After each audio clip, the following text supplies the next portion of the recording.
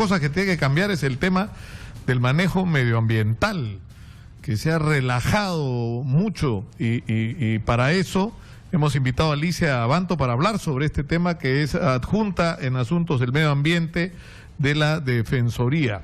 Muy buenos días. Ustedes han hecho una evaluación de cuál es la situación con respecto al tema del control de las medidas de protección del medio ambiente.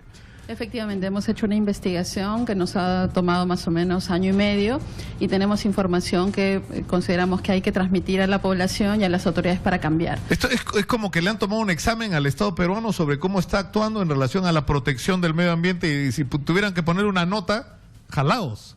Hemos llegado a pasar con 11 y creo que hay que tomar nota rápidamente de lo que hay que hacer. En primer lugar, hay que recordarle a las personas, a la población, que así como hablamos, por ejemplo, de que se necesita un aeropuerto, se necesita una carretera y además que se necesitan que estas obras estén libres de corrupción y que tengan contratos adecuados, también es necesario que las infraestructuras o las actividades, como un aeropuerto, tengan un estudio de impacto ambiental para minimizar las afectaciones ambientales como el ruido, las afectaciones a la vida de la gente, ¿no? La contaminación atmosférica, o por ejemplo los impactos sociales que puede tener una carretera, por ejemplo en la Interoceánica Sur.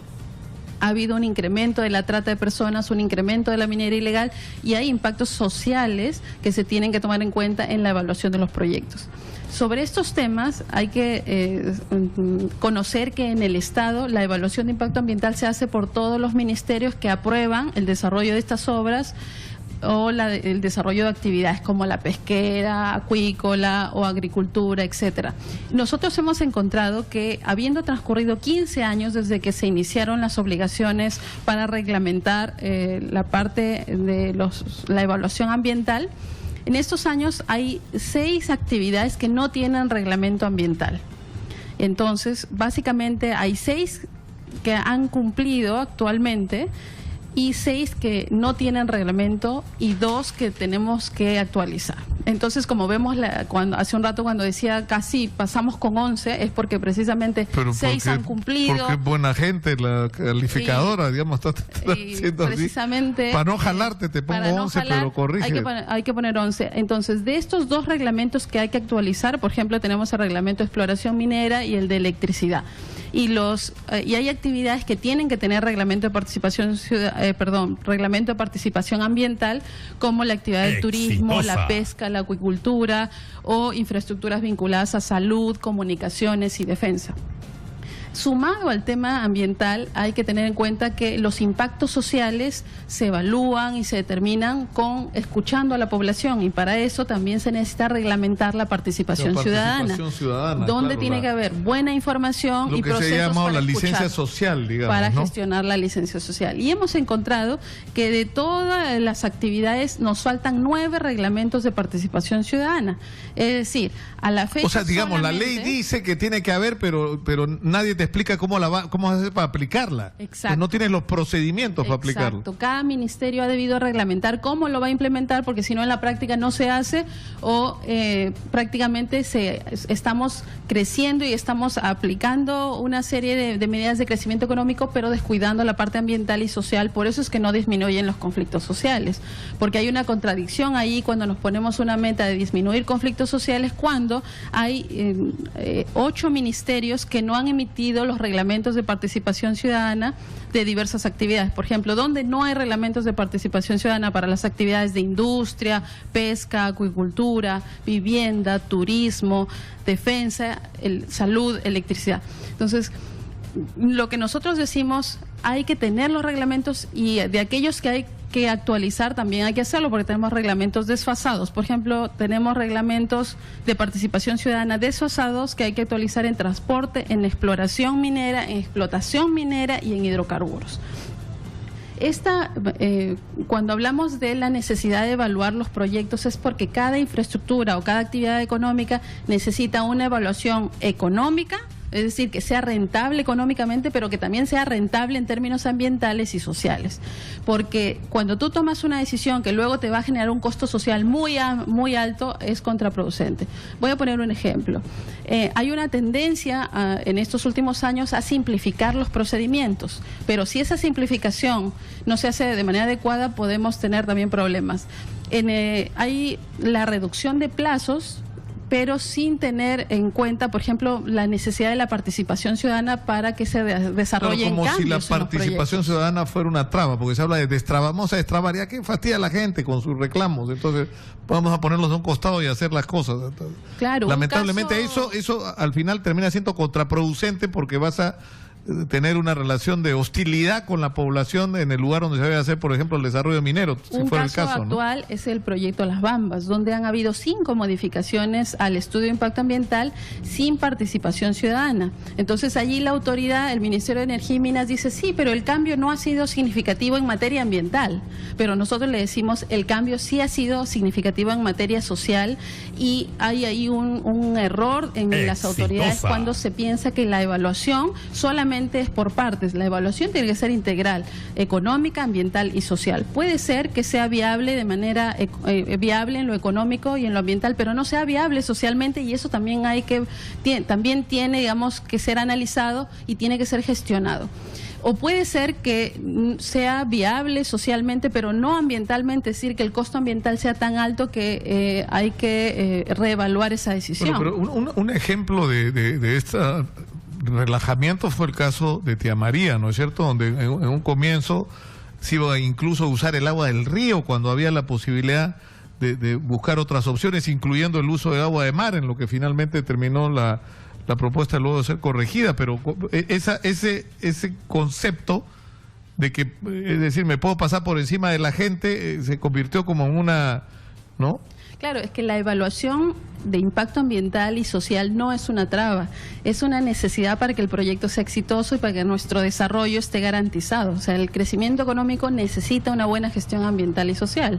Por eso es que en principio la Defensoría del Pueblo, a través de este informe, está recomendando que todos los ministerios cumplan con la reglamentación, y que luego en la implementación, por ejemplo, no se eliminen requisitos que son necesarios, como la participación ciudadana, o que cada proyecto dentro de su magnitud sea evaluado adecuadamente con especialistas. Por ejemplo, hemos visto hay una tendencia a disminuir los plazos, pero no a incrementar personal especializado. Entonces, si tú no fortaleces los equipos de revisión de esos estudios de impacto ambiental, no vas a poder hacer las cosas más rápido. Básicamente lo que estás haciendo es como que aprobar a ojo cerrado, porque tal vez suene forzado, exagerado lo que quiero decir, pero en verdad, si tú solamente le exiges al funcionario que apruebe dentro de un plazo sin mayor revisión, sin que tenga la especialidad, o que sin que el equipo de trabajo pueda manejar toda esa complejidad del expediente, entonces prácticamente se está conminando al funcionario a aprobar algo. Para regresar al caso de Las Bambas, por ejemplo, donde hubo un cambio del titular de la concesión,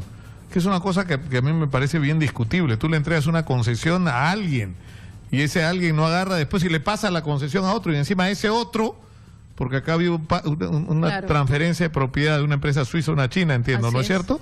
Y el nuevo concesionario decide hacer cambios.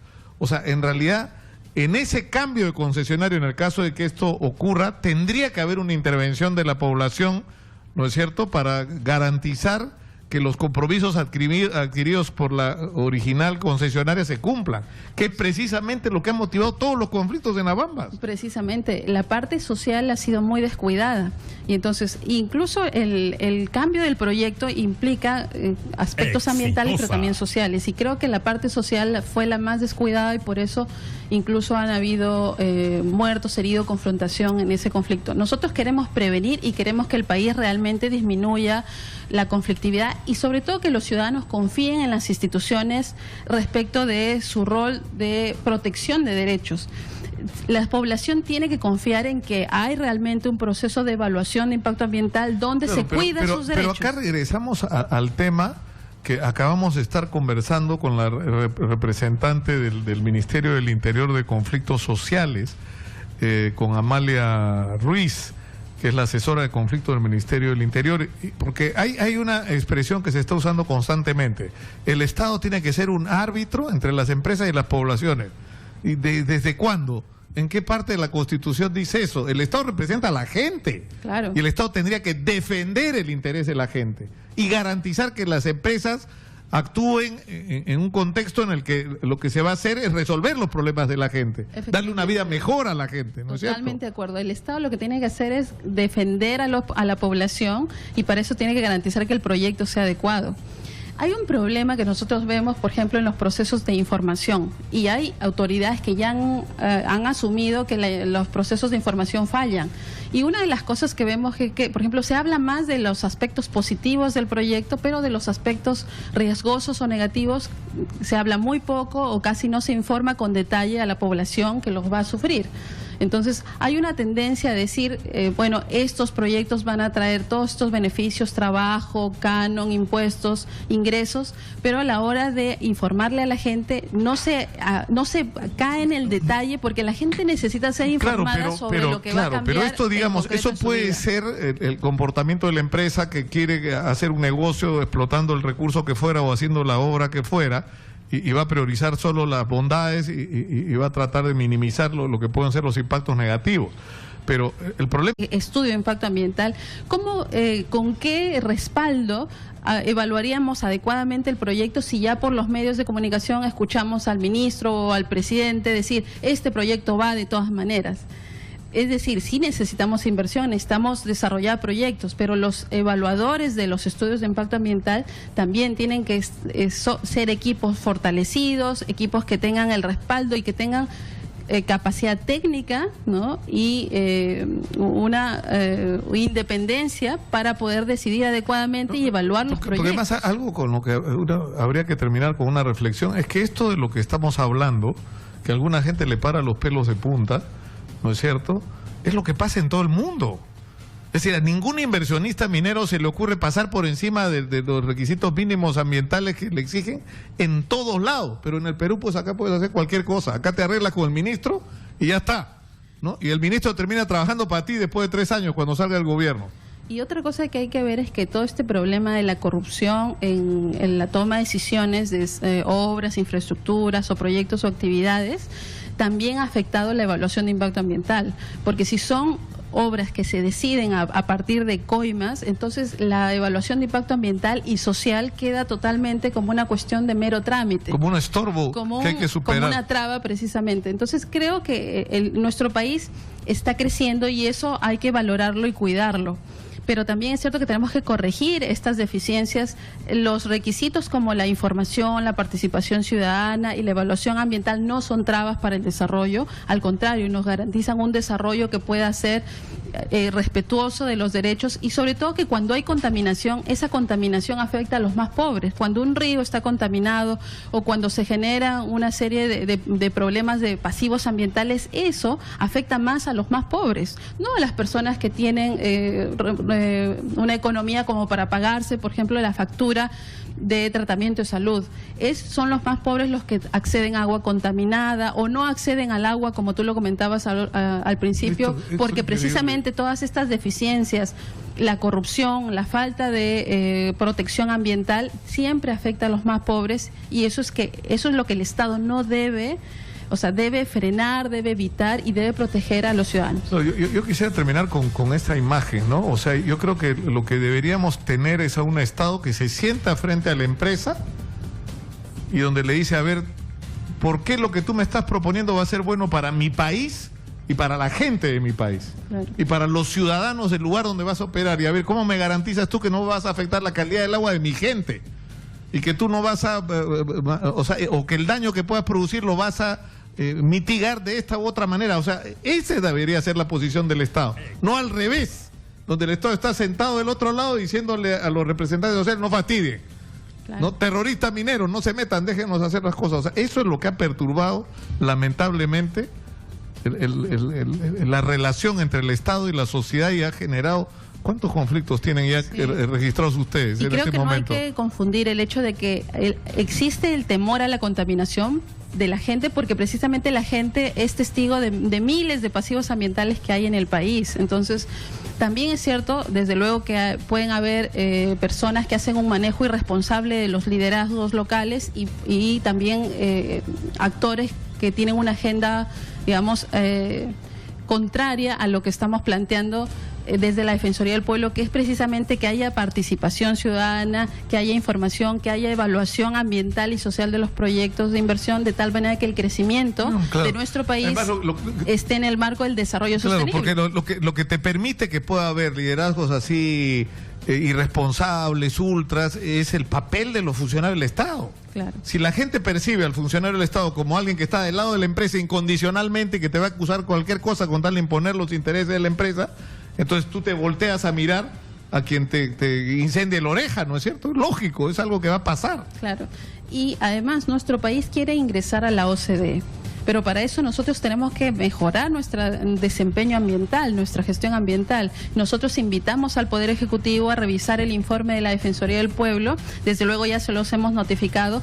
Queremos que se cumpla con los reglamentos ambientales y los reglamentos de participación ciudadana y que se tome en cuenta de que hay que mejorar los requisitos y los procesos. La evaluación de impacto ambiental y la participación de la gente no son una traba.